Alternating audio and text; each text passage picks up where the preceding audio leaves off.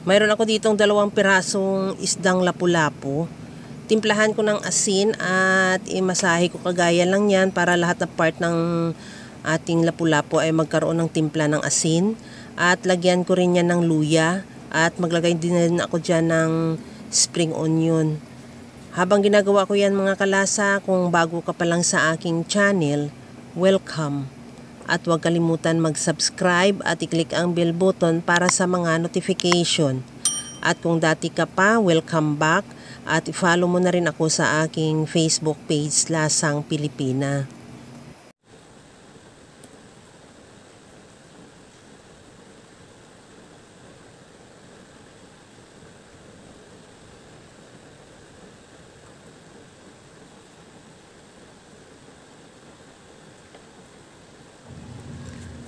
Okay na tong ating isda, ready na yan para i-steam.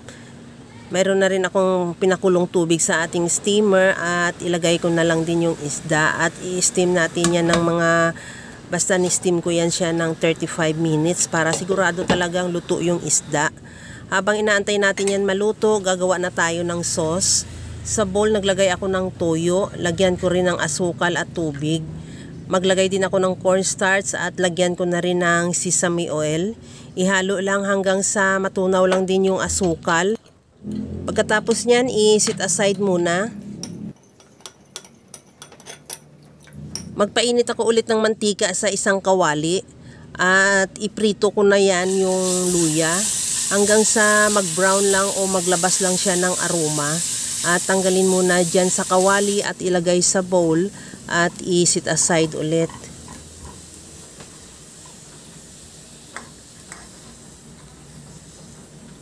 Sa disim na kawali, ilagay ko na yung sauce na ginawa natin kanina. Ihalo lang hanggang sa kumulo o hanggang sa maglapot.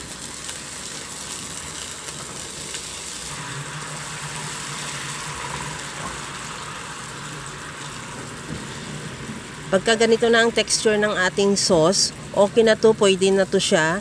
Ilipat na lang natin muna yan sa bowl at i-set aside. Balikan na natin yung in-steam nating lapu-lapu. Luto na rin tong ating lapu-lapu. Ilagay ko na yung pinirito nating luya kanina. At isunod ko na rin ilagay yung sauce.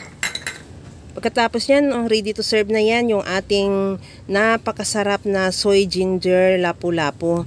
Kaya mga kalasa, kung nagustuhan mo yung ating video, please like na lang at pakishare na rin sa inyong mga friends.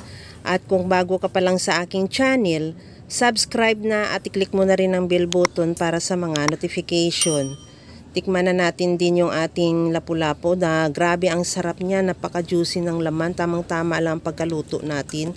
Kaya mga kalasa, gawa ka na rin dahil alam ko kayang-kaya mo tong gawin. Dahil sa sobrang simple at napakadali niya lang lutuin. Kagaya lang lagi sa sinasabi ko na wala namang hindi marunong magluto basta sa simpleng paraan lang.